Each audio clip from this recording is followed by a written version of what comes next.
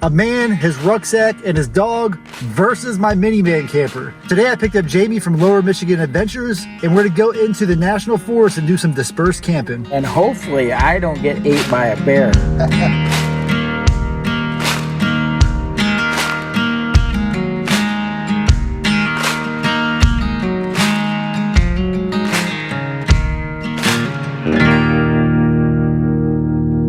Hey guys, welcome back. In today's video, I'm gonna camp in my Toyota Sienna no-build minivan camper, and Jamie is gonna camp in his Backpacking tent. And hopefully we don't get ate by the bears. hopefully he doesn't get eaten by a bear. First black widow I've seen in Michigan. I saw one actually in Missouri right before I left. So typically I roll solo. Occasionally I'll bring a family member with me. And I camp in my Toyota Sienna in my bed there, which is very nice. And Jamie and I were getting together. It's one of my last weeks here in Michigan. And so we figured we would come out here and do a little dispersed camping. You see, Jamie focuses usually on hiking and backpacking adventures here in Lower Michigan. And I'm a little curious about getting into that myself. So I wanted to find out what kind of gear does someone who does a lot of backpacking carry. So the spot that we picked for today is just off a forest road. And you can barely tell, but down the trail right here, there is a little bit of a path where people have taken their vehicles before. But because I don't really want to go off-road in the van, I just pulled off of this route, kind of where there's a little natural turnout right here. That way my vehicle's not doing anything harmful to the terrain here, because this is a forest, and I want to make sure that I take care of this spot. So tonight what's going to happen is I'm going to sleep in my minivan. He's about to set up his tent in his normal backpacking setup, and he's gonna sleep in his tent tonight. I don't think there are that many bears around here, but something that's on Jamie's mind that's not necessarily on my mind is if there are bears or coyotes that might come visit throughout the night. That's something that we're gonna have to be a little bit vigilant of and have a plan for if they do come. So Jamie does have bear spray in his camping rig. So our plan of action is if any bears do come along, first we're gonna get in the vehicle, we're gonna hit the horn, and then last resort, we might deploy the bear spray. However, I really hope that's not something that we get involved with tonight. Before we get too settled here, the van is there. That is the major forest road, and I'm on a little road right here. So I just wanna go back and see what's back here, because this might actually be a nicer place for us to camp back here.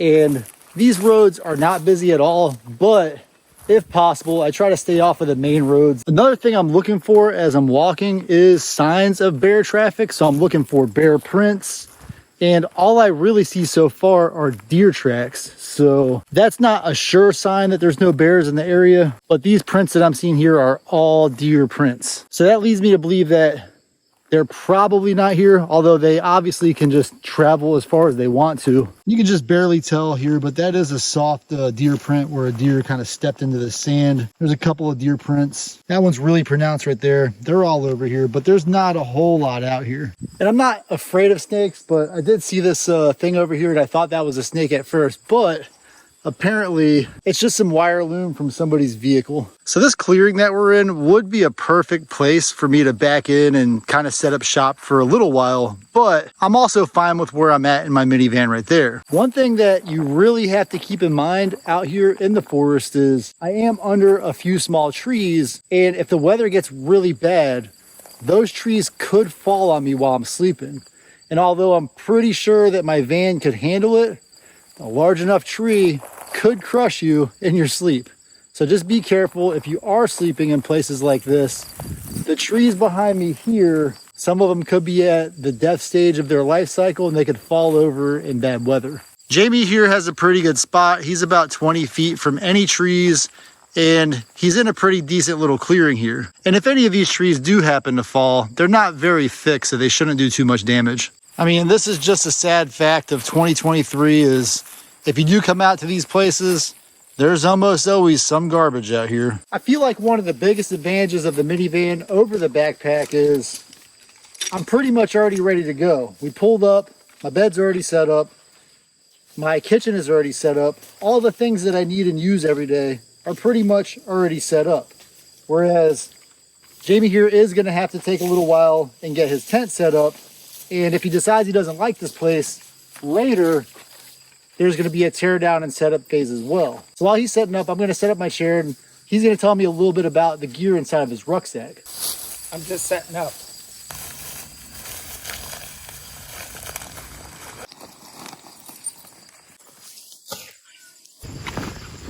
Tell me I put them on the side pocket. All right, Jamie, so I gotta know, what kind of food does your dog eat? We got some moist food for in the pack inside the van right now. It's Purina, I think. It might be Purina. I don't know. The wife picked it out. So like a pre-made meal? Pre-made meal, yeah. She has 3 of them. So now Jamie's gonna essentially expose everything that's been in his bag to me and tell me all about it, starting with... Well, we have the Marmot Down 650 sleeping bag. This is an ultralight piece of gear. And this is rated to right around 20 degrees Fahrenheit comfort level, that is. This here is the Rock Creek inflatable pillow. What we have here is the Nemo 2-person ultralight backpacking tent. We have 3 meals right here in case we get hungry tonight. Yep, we got some combos for snacks. I want to also say about this here food, we are in the Manistee National Forest. This is bear country. We will not be having this inside the tent. It'll be in your van. Hopefully we don't have visitors. This is the Hydro Blue Sidekick 3-stage straw water filter, just in case something happens out here and we have to get water somehow. We've got a way of getting water, possibly out of the stream. So we are in bear country, so we do have bear spray. This time of the year, you never know, bug spray. We have our little canister for cooking. We also have the BRS titanium stove for cooking. This is an ultralight piece of gear. And we have this here Amazon sleeping pad. I don't remember the brand right offhand. I also have a backup sleeping bag. May actually be used for a little extra comfort as in padding. It's the High Peak Mountaineer sleeping bag. We have a couple headlamps as well. On the backpack, we'll be inside the tent with us. We are carrying to scare the bears off. If we hear anything in the middle of the night, anything goes bump, I'm gonna hit this. An off-grid adventure. If he hears anything that startles him in the van, he's gonna start tooting on the horn. This right here is the Ankara 20,000 milliamp power bank. This should actually cover all my charging needs. Another benefit of a no-build minivan camper is I can have a pretty good meal in here. And so on tonight's menu, we have 2 steaks. We have some pre-washed asparagus and some oven roasted veggies. And we're gonna make that meal inside of my toaster oven. But before I turn on the toaster oven, I'm gonna wanna move this bungee cord so I don't melt it, because that toaster oven does get hot. I'm also gonna knock this seat forward a little bit just to give myself a little air gap between the toaster oven and the front seat. All of the cooking is gonna be ran through this EcoFlow Delta 2 Pro portable power station. And to turn on the AC inverter, I'm gonna use the app on my phone to turn on that AC inverter. Before I lay down my steaks, I am gonna just put a little bit of olive oil on this pan. It is somewhat of a no-stick pan, but this will help clean it up later if there is any kind of mess on it. Now I'm just gonna drop my steaks on there. I did have some seasoning in here, but unfortunately the seasoning did go bad, so I no longer have that seasoning. The next thing I'm gonna do is kind of cheating, is I'm gonna use this Easy Veggie roasting kit, and I think that might actually be enough to fill up my plate right here.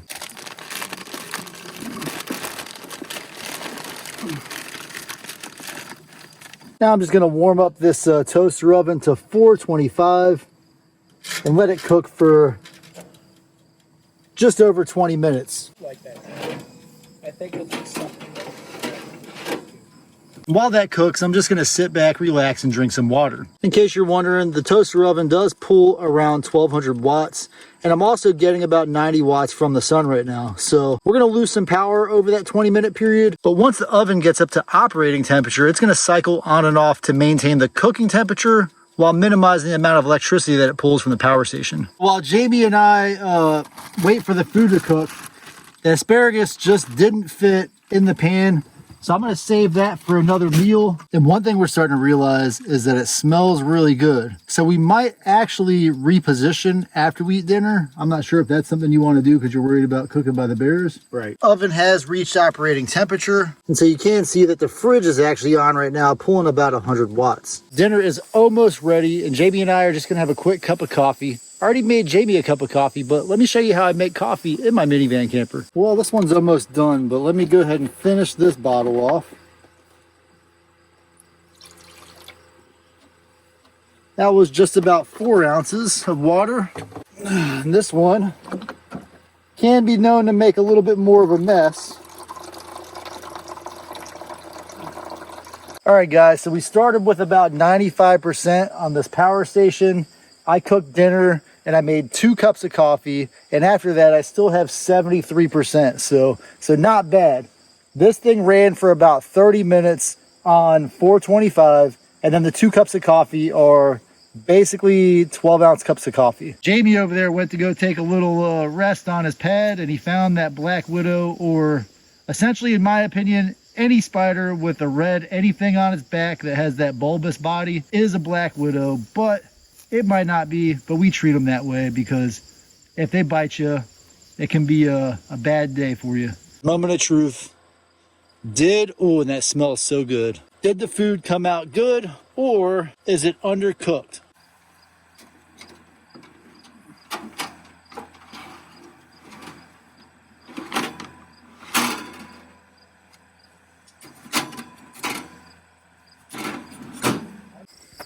All right, there's your steak. Medium rare, maybe? Okay. Yes. Good. Jamie, how do those veggies taste? Delicious. Eating my steak like a chunk of meat. You did give me a fork somewhere.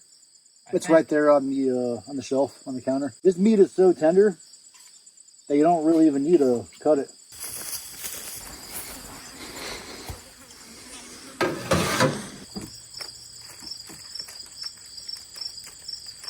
Gotta clean up my mess. And the good thing about putting all that oil down at the beginning is this thing just wipes clean so easy. I mean, it's not sanitized, but hopefully the cooking process sanitizes it a little bit.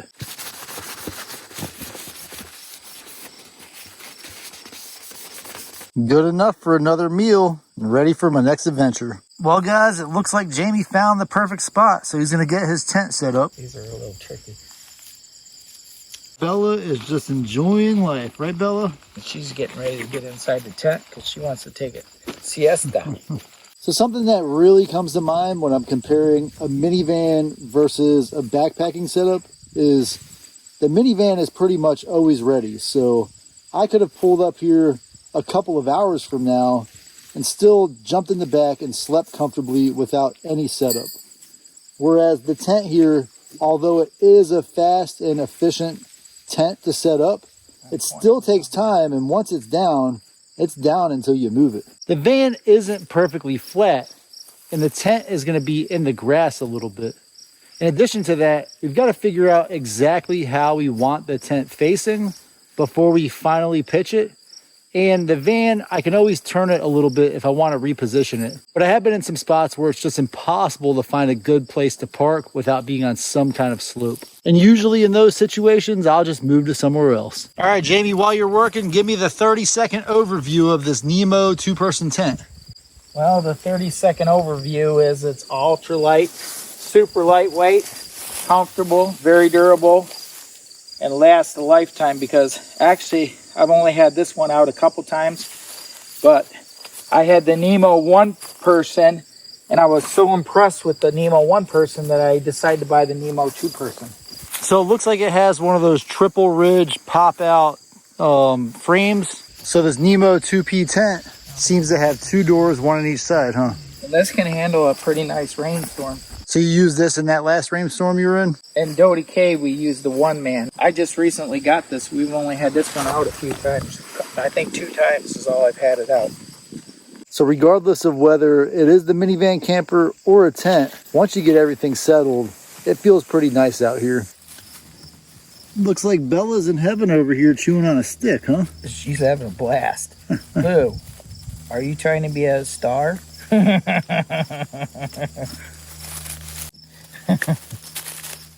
Ooh, you're busy. The sun is just about to go behind the horizon. Jamie's tent fully set up. He's been set up for a couple hours. The van is basically always set up. We're just gonna go take a quick walk down the road and see what we can find out there. Earlier, I checked out that way. We were looking for deer prints, looking for bear prints. Didn't find any, luckily. And now we're gonna head out this way. Just down the road here, there's another trail. We're essentially at a T intersection of an actual Forest Service trail and one of the side trails. So that's north, east, south, and west. We're gonna take a little hike going south and see what we can get into. So we've been out here for a couple hours, and have you seen any cars come through here? No. Would you honestly be surprised if you saw a car out here? I would be very surprised out here, to be honest. So in case you're curious, the way I found this trail was I go to a website called Avenza. Avenza is almost like the official map source for downloads of the National Forest maps. And this trail that we're currently walking on is a vehicle accessible trail. So this spot right here would be perfect. I could drive down the road, back right in, pitch my van for the night, get a good night's rest, and then head my way back on the road in the morning, leaving no trace. I think one of the biggest things to remember when you're coming out to the National Forest is you're not going to see those amazing sights that you would see at either a state campground or a National Park Service campground. You can just barely tell, but there's a foundation from an old building. We're going to go check that out and see what's in that foundation. And of course, we do have another amazing place, but as is typical for coming out and finding these kind of hidden gems in the forest, there's a lot of trash left behind. But if we had gone a little further down the trail from where we are now, we would have found this place, and this is honestly a better place for us to camp. It's got a lot more shade around it, and the clearing here is pretty nice to back into and stay off of the main trail. That's just another benefit of having a van over a tent, is if I didn't have that tent set up over there with Jamie, I could just get in my van, drive the little bit down the road here, and then use this spot to hang out for the night. It hasn't been a super busy day today, but Jamie and I are wore out. I'm tired. I only slept 4 hours. Jamie did get up pretty early this morning to meet me. He came from about 2 hours away to meet me, and then we started our journey at 8 a.m. So he must have got up at what, 3 or 4 a.m. this morning? 2 o'clock. 2 o'clock this morning. And what's it about now? 6:30 p.m. Yeah, I generally get up bright and early every morning. Like Yeah, bright and early. And I'm generally going to sleep around 6, 7 o'clock. And he's set up for success tonight. Even if it rains, he's got a pretty good rain fly on him. Him and his pup are in there, cozy and comfy. Looks like he got a decent setup, you know. I think it should be comfortable tonight. So really that goes to show I do have a little 2-person tent in my van. I very rarely use it. I can pretty much be ready to go within 5 minutes of waking up in the van. Whereas if I had to set up a tent, there's that 10 to 15 minute period that you have to set up and tear down on both the front end and the back end. This is my Rock Creek pillow. All you do is pull the plug, let the air in, and you got yourself a pillow. Do you have to inflate it, or does it self-inflate? No, it's self-inflating. Guys, my buddy over here, Jamie, is fully asleep. His tent is over there, set up pretty nice. I don't normally go to sleep before the sun sets, but it's been such a long day that I might actually go to sleep early tonight. Either way, we have another long day planned for tomorrow, so I am going to go ahead and get some sleep. And then we'll hit the road probably right as the sun is rising tomorrow morning. Oh, Bella didn't bark at all last night. Got a little early morning coffee. Yes. Jamie's starting to get his tent packed up. How'd you sleep last night? I slept like a baby. Little over 9 hours, except for the coyote startled me a couple times. Other than that, I slept great. And believe it or not, I didn't even hear the coyotes from inside of the van. Well, the weather wasn't too cold, and we can definitely feel that fall is starting to kick in. You need any help with any of this? No, I'm good. I'll just take my time.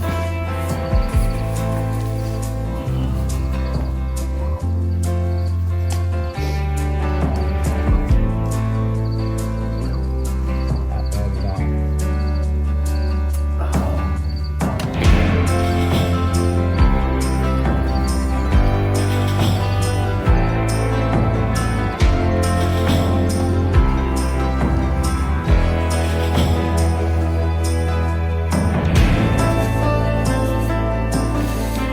Campsite's all cleaned up, no trash left behind, and we're ready to hit the road.